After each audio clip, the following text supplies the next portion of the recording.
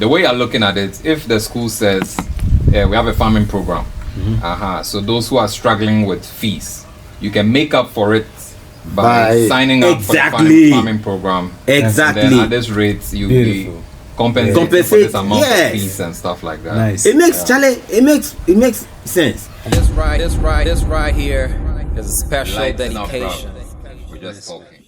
The question is why?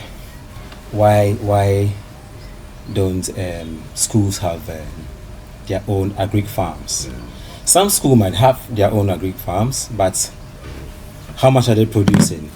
They are basically doing beds with spring onions and planting tomatoes and stuff to teach, their students what to do.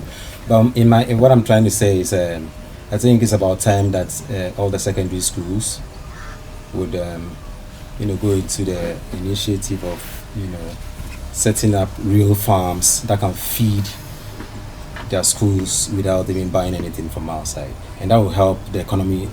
Also grow. We'll have more food in town. You know what I'm saying? To me, my take is this. See, when they are writing their BEC or SSE, there's agric there. It's part of the curriculum. But why are they writing it if they don't know how to do the damn thing?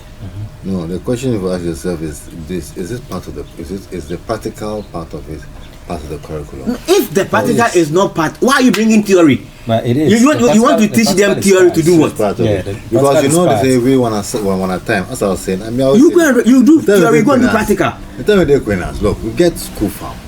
The school farm was behind the farmland block, where water did there. So our Greek students actually they used to compete to who had the best bed. Of course, and then they were doing carrots and those kind of things. Yeah. We didn't have a school canteen, but they were selling them and making money from it. The same way, if a boarding school is having, then a boarding school should automatically have a farm. Wait, are you saying your time there was no school canteen? I know. So it was like a market. It was not a this thing. It was a day school. It was a day school. Oh, okay. Yeah, it was not a boarding school. It was a day school. So sellers from outside came. They came. They picked up the stuff. We just bought. You sell the stuff. Yes, but the school was selling outside and making some money from it. You see, the same way for self-sufficiency, no matter what it is. Boarding schools, all of them for have farms.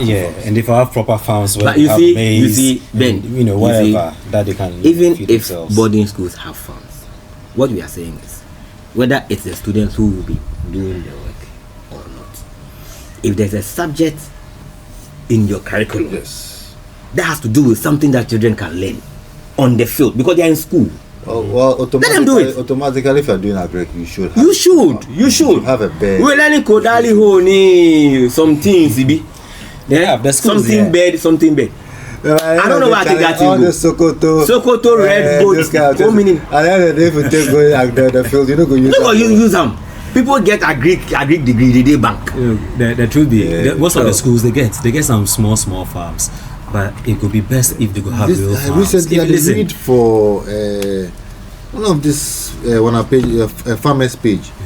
Is it one of the schools for voter registration? Actually, I was going back and forth with one of the guys on this thing, and the guy was like, "It is very important for us to have school farms." And I was like, very important. And I was even trying to explain to them how in the olden days we used to have, but now we don't really have. I was saying yes, now they don't really have again.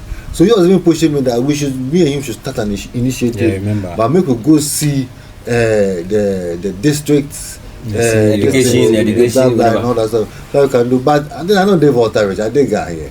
So me moving up and down there wasn't possible. So not able to start. But it'd be very, very good initiative. And I think anybody can easily go to the school and push the school for them to start it. You see, you get free labor, you get free land.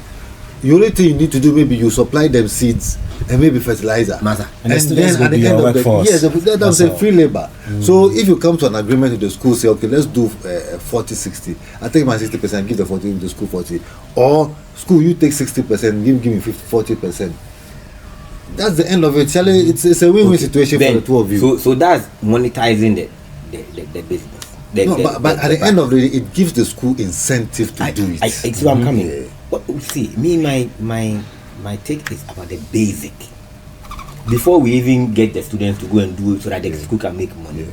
Yeah. Somebody goes to school and you say the person should go and learn about planting of maize or something. Then you give him a book and he keeps reading the thing. The number of inches in between each of them. You get it. He just reads it because the calculation. So he doesn't get up so on you his give that feet. person, tell him, say, okay, I have an acre of land. How many seedlings or seeds do I need? He can sit down and calculate it because he knows. In the book there. But when it comes to sitting down on the floor on the land, that he will even get a straight line. Yes. And that he will not be planting and going zigzag. Then he will not be able to do it. And that's very deep. The truth be say, the schools they have all these things that they teach them. Then they just sit in the class and then they take that group, and then they go out to the school. Even now with this, what did they do? It be small thing. They no go feed the whole school. It's like we had a hatchery. It was a correct hatchery. We fed the whole school. Right now it's not there anymore. The question is why? The farm that we have had over there, those days we had maize. If they stand atomic there, if you raise your head, they see, planted by students. Field. Yeah, planted by students. And if they won't punish you small, go weed. Thank you. That be over right now. They left farm and nothing really so they you go were doing. If you guys, your time, you had a hatchery, I think that if they were still doing that now, it would be wonderful. Because now things are modern, so students have the opportunity to be exposed. Yes, innovative. That modern standard of. And believe me, if they were selling eggs or even chickens, they'll be making a lot of money from it. Just the last trip on one of the FM stations, I was hearing National Service. They have a farm. They do. And they were selling spent layers. And their prices, because they have it in the thousands, their prices were actually better than most places in town. And then when they put it on the air, people just were rushing for it. Yeah. So, but nobody really. Let's even do the calculation. It is very important. See, how many schools do we have in Accra? I'm not talking about Greater Accra region, even Accra. What secondary school? Secondary school. Senior high. A lot. Yeah. So imagine that each school has one farm. Yeah. And let's say, okay, we may say don't plant anything. Okay, we'll specify. If your school is close by some river body or something, you plant this. You do that. And then the government becomes an off-taker. Yeah. You get it. So the students are learning, the school is benefiting. We have 3 things that are running. PFG, planting for food and job, them times. So who is doing the planting? So question. So the way that sometimes the government wants to make education free because maybe some people can't afford and stuff like that. The way you're looking at it, if the school says we have a farming program, so those who are struggling with fees, you can make up for it by signing up for the farming program. Exactly. And then at this rate, you'll be compensated for this amount of fees and stuff like that. Nice. It makes sense.